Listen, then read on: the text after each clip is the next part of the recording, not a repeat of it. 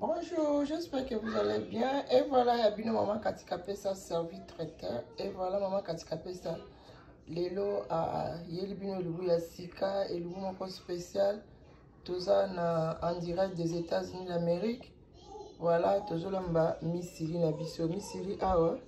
De Bomoni Awa. Eza ya Potokisa. Tout de suite, au Kata Missili Nabiso bien. Totokisi Ango bien. Alors, Nazolamba Missili Nangai. Na bicarbonate okoki kolamba misili na modèle belé mais nga na préféré na lamba vraiment na bicarbonate. Alors vous restez connecté pour na boko kolanda étape par étape. Misili na ngai na kotia yango mbinzo na tie nzombo mbiso kauka na mayebo mais na kosala yango na bicarbonate parce que na lingi ezala vraiment na goût ya bicarbonate. Soki pe olingi kolamba ngo na nguba okoki kolamba pe na nguba. Misi balamba ngo na midele bele ndenge eza bonde na kataki yango na tokisi yango kitoko na sopi mwa mayo wana na tie wana sikoyo okoki kozwa pe ozwi ka mayo tie ozwi sauce na yo otie ozwi ba misui na yo lingi kotia na kati otie nguba elambama na ba façon tellement ebele nga alors lelo nazolinga na lia penza na yoka penza goût oya misili nde na bande kolela on na République démocratique du Congo. Et voilà nazo sala elubu na nga misili. Et voilà, restez connectés pour la suite. Il y a élément na biso. Voilà, awa totie misili na biso na moto. Tozo a besoin à moi maille, tokotia maille. Oui, voilà, bandeko balandia katika pesa télévision. Na tie misili na nga moi maille. Nazo lamba on a goût o nazo lingela na bicarbonate nazo ba bien pe nazo insister. Na tie moi misili na ngai na moto. Alors encore on a besoin de côté en mbinzo, nzombo na mayebo. Et voilà, bozala toujours connecté s'il vous plaît. Beaucoup côté la étape par étape. Après avoir côté ici na moto boy, naza na besoin ya bicarbonate. Et voilà comme on te expliqué bien na bicarbonate dans la quantité oyo. Quantité na wana ekokoka na misili nanga. Alors na kotika yango etoka mwa muke avant na tia mbinzo maebo na mbisa kokauka. Restez connectés pour la suite ya élément na biso misili. Toza en direct des États-Unis d'Amérique. Tozolamba misili. Misili e koma oteka na ba store pe ya États-Unis d'Amérique. Alors misili na biso yango yokande bomoni. Nazo sala on a lingi pe ana lia na ndenge ya Congo, République démocratique du Congo. Biso déjà ko na biso bilo bicarbonate de leka kitoko. Alors nazo sala misili na nga na bicarbonate. Je vous dis c'est très bon. Restez connectés pour la suite. Ato otika ngo etoka total la couleur ni ne pesa biso avant to tia oyo so artiste mtusu etika ina sima. Et voilà. Oui, bandeko balandi ya Katika Pesa télévision awa misi na biso ezo laksa déjà qu'il y a bicarbonate nanga eza ya kokoka. Alors naza na besoin ya kotia mbisi ya kokauka kande na lobala bino ngamu broso ya mbisi ya kokauka na tie nzombo la biso euti na malili eza très bien nettoyé et puis totie nzombo na kati. Nous avons besoin de kotia mbinzo. Je vous dis la bandundu na zoni bandundu lelo mbinzo nanga yango na tie et puis na suka naza na besoin ya kotia mayebo Kapesa Kitchen. Je vous dis c'est très bon. Na tie misili mbinzo mbisi ya kokauka na mayebo na lingi na zonga na République démocratique du Congo. C'est très bon. Alors, comme ça déjà na bicarbonate, la moni et puis la remarqué que maille na des amike, nous en avons besoin il y a maille et puis donc on va ça. Moi maille muki on a beaucoup et toka penza na ndenge olo na zozela et toka couper ça na résultat ou couper ça na et voilà nazo baksa sous maille. Voilà. La kati maille voilà tout parce que la côte la tête de bicarbonate. Bicarbonate de l'emsalo au makas. On a besoin de la panza maïbo wana po quand on etoka e panza na yango na bicarbonate. To tu kotia mai to tika ngo kwa kotoka Après, restez connecté pour la suite et élément nabiso.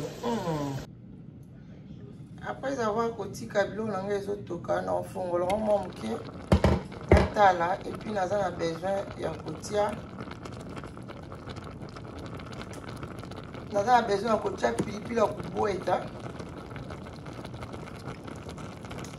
po epesa déjà saveur ya kitoko na biloko nanga. Et voilà, na tie 3 piments pilipili ya kuboeta et na kotika yango toujours etoka mpona suite. Vraiment je vous dis biloko eloko eza kitoko bato ebele bakoka misili te mosusu mpe bayebi yango te.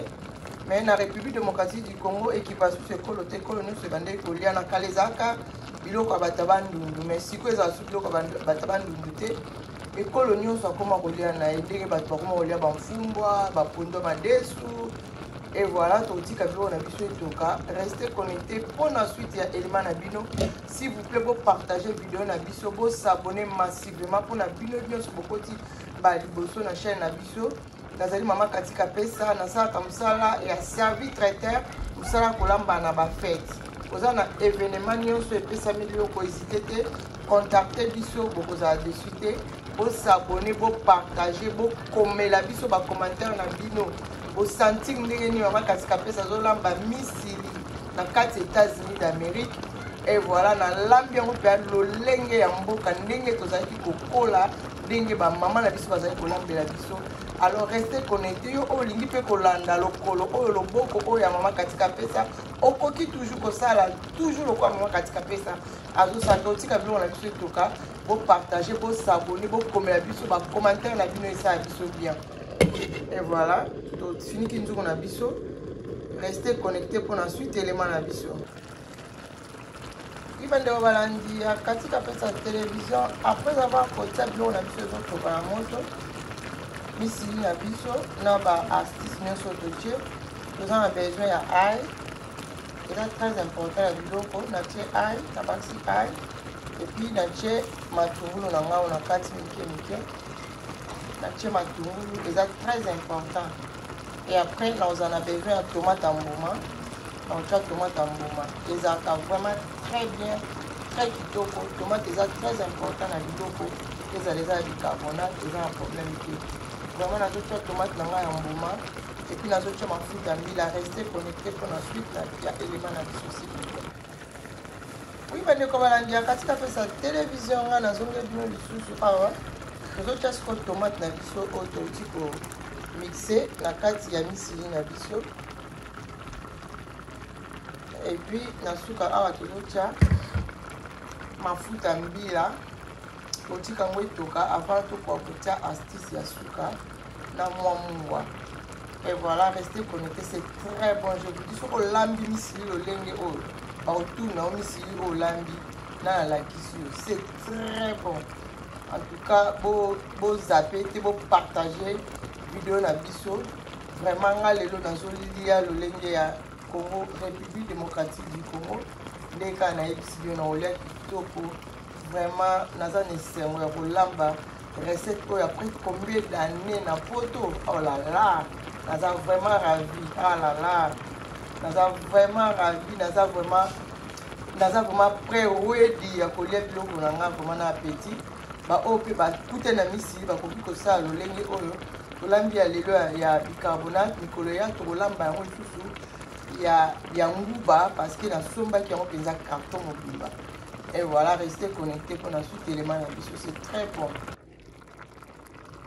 Et voilà, bande ko balandi katika pesa tokomi siku na temps ocha mafuta mbila quantité de tie wana ekoti déjà sur na posa ocha mafuta mbila et otika ngo soko etoka total la suite na mona suka epesa biso résultat ni totia mafuta mbila na biso tobala te totika ngo epanzana kaka yango moko après toya kobala ngo na suka tokotia episi ya suka po epesa goût na elubu na biso.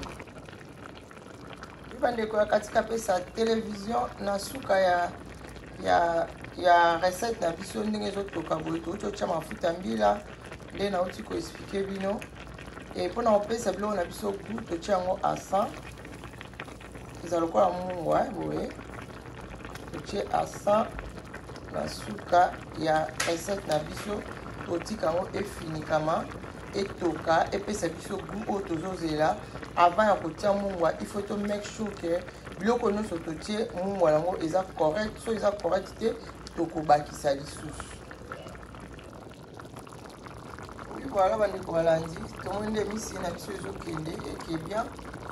Alors tokomeka mungwa wana par rapport ya baépice ya suka totiaki mpo ezala na mungwa soki ekokoka totiki très bon mais esengi na bakisa mungwa natie mwa mungwa moke mpona kokokisa toujours saveur ya kitoko na misili na ngai.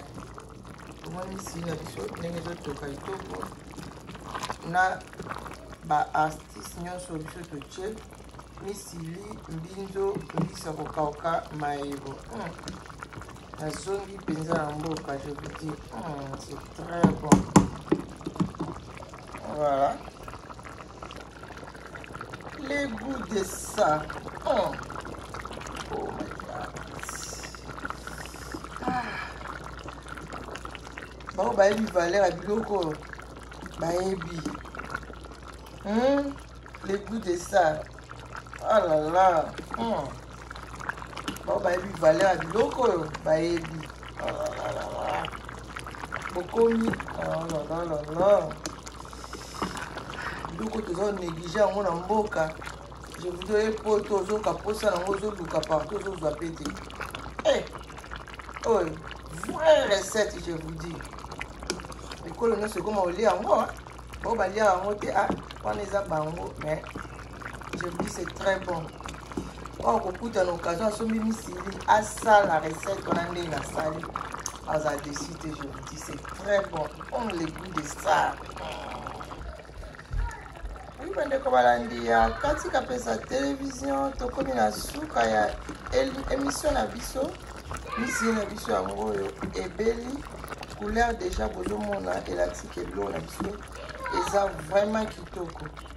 Voilà tokomi na suka ya émission na biso bopartage misili na biso massivement partage yango baoyo nyonso nanu batali bavideo na biso te bakoka koprofite kotala yango commenter biso pe ba commentaire na bino et que ça biso bien. Voilà misili na biso et comme ready bo partager bo s'abonner massivement restez connectés pour la suite ya élément na biso. Je vous aime toujours dans mon cœur.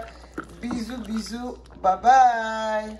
Ah oui, service traiteur international avec Katika Pesa Aigle. Toujours la solution est là. Katika Pesa, toujours à votre service. Qualité supérieure des recettes et repas africains, restaurants et catering. Mokondi ya kolamba kitoko na États-Unis d'Amérique. Katika Pesa Aigle. Toujours service traiteur et à qualité d'Ocos. Pour toutes vos réservations, contactez Maman Katika Pesa pour vos cérémonies, réceptions, manifestations, vos fêtes de mariage, vos fêtes d'anniversaire, graduation, barbecue, événements, même les conférences. Service traiteur Katika Pesa. Toujours à votre service. Qualité supérieure des recettes et repas. Bamosusu, c'est local.